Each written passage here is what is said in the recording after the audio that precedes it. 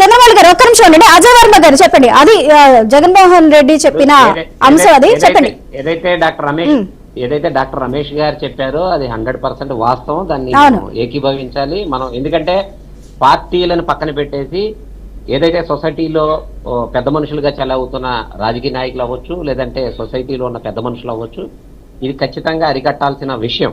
దీన్ని మేము 30,000 మంది కాదు 34 మంది అంటే పార్లమెంట్ సాక్షిగా చెప్పిన సెంట్రల్ హోమ్ మినిస్టర్ గారు అబద్ధం చెప్పినట్ట, లేదంటే ఆ లెక్కలు అబద్ధం చెప్పినట్ట, అది తప్పు. అలాగే పవన్ కళ్యాణ్ గారు హోమ్ మినిస్టర్ గారిని పని చేయట్లేదని చెప్పలేదు. ఈ ఒత్తిడి సరిపోదు, ఇంకా పెంచాలి డోసు, ఈ దుర్మార్గులకి ఇది సరిపోదు, మీరు సానుకూలంగా వెళ్తున్నట్టు అనిపిస్తా ఉంది, ఆ ప్రెజర్ సరిపోదు, ఇంకా ప్రెజర్ పెంచాలని చెప్పి అనిత గారికి చెప్పడం జరిగింది తప్ప ఇక్కడ లా అండ్ ఆర్డర్ సరిగ్గా లేదు, అది లేదని చెప్పి మాట ఆయన మాట్లాడలేదు. ఎందుకంటే ఈ దుర్మార్గులకి ఈ ప్రెజర్ సరిపోదు, ఇంకెక్కువ పెంచాలి డోసు అని చెప్పిన మాట వాస్తవం.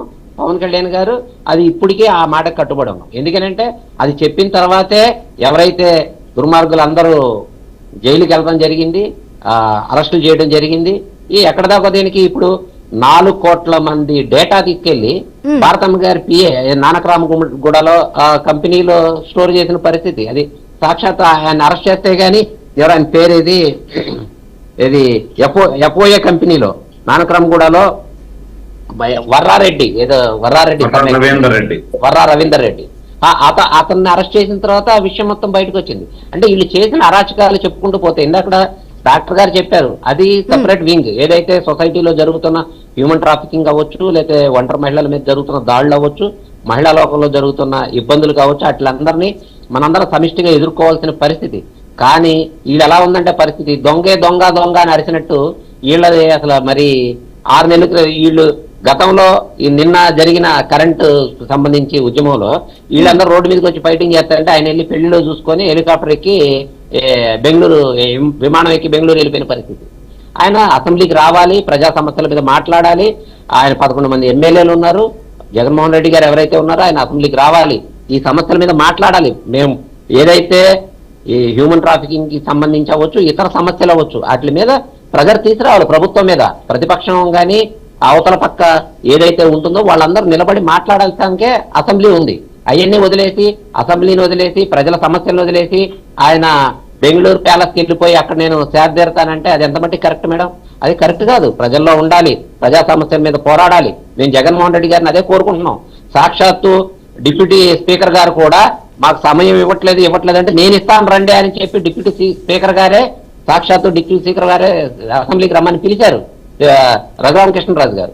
ఇంకా ఆయన అసెంబ్లీని వదిలేసి సమస్యలను వదిలేసి పారిపోతానంటే ఇంకా వాళ్ళ గురించి మనం ఏం మాట్లాడతాం మేడం గారు? వైసీపీ గురించి వాళ్ళ సమస్యలు పట్టాలా, ప్రజల గురించి మాట్లాడాలా.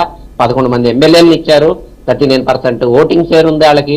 కానీ ప్రజల అంటే అంతమంది ప్రజలు వాళ్ళ వెనకమాల నిలబడితే ప్రజలను వదిలేసి ఏకదాటిన పారిపోయే పరిస్థితి వాళ్ళ దగ్గర ఉంటే వాళ్ళు చెప్పేదాని మీద మనం ఏముంటాం? ఖచ్చితంగా ఈ కూటమి ప్రభుత్వం ఈ ఏదైతే పోలీస్ డిపార్ట్మెంట్ కి సంబంధించి అవ్వచ్చు, లోకల్లో జరుగుతున్న పనులు అవ్వచ్చు, ఒక్కసారిగా 13,000 గ్రామాల్లో 4,600 కోట్ల రూపాయలతో రోడ్లు ఇవాళ స్పాట్ లో రోడ్లు వేశారు. అలాగే పవర్స్ మొత్తం సర్పంచులకు ఇచ్చేశారు. స్థానిక పంచాయతీల్లో ఆనంద డోలికలు మోగుతా ఉన్నాయి. అంతకుముందు రోడ్ల పరిస్థితి పక్క రాష్ట్రం వాళ్ళు ఎగతాళి చేస్తున్నారు. సంక్రాంతి వస్తుందంటే ఆ గోతుల రోడ్లో మా రాష్ట్రం చూడండి, వాళ్ళ రాష్ట్రం చూడండి అని చెప్పి గత ప్రభుత్వం, అక్కడ ఉన్న ప్రభుత్వం ఎగతాళి చేసింది రాష్ట్ర ప్రజల్ని. అంత దారుణంగా ఉన్న రోడ్లని వాళ్ళ బంగారంలాగా రోడ్లు హ్యాపీగా ఇళ్ళకెళ్ళగలుగుతున్న పరిస్థితి.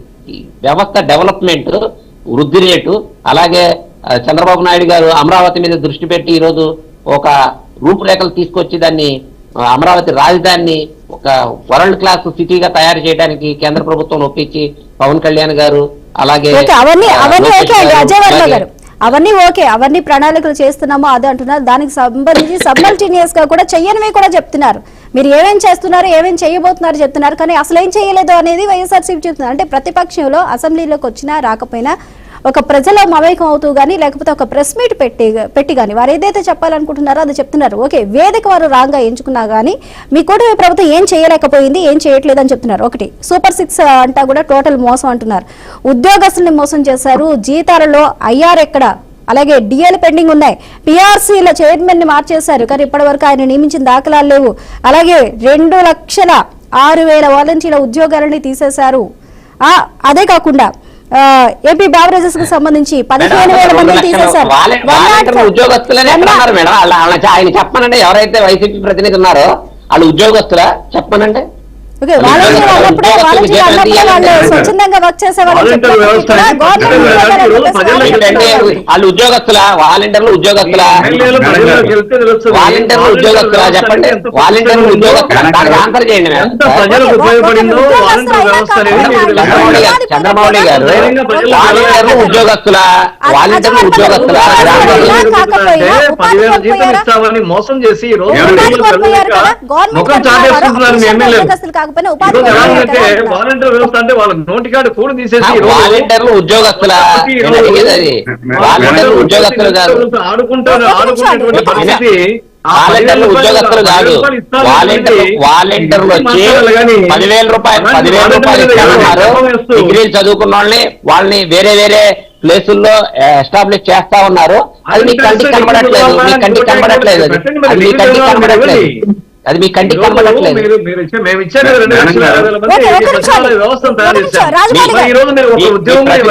ఈ పార్టీ ప్రతినిధులుగా తయారు చేస్తున్నారు వాలంటీర్లు.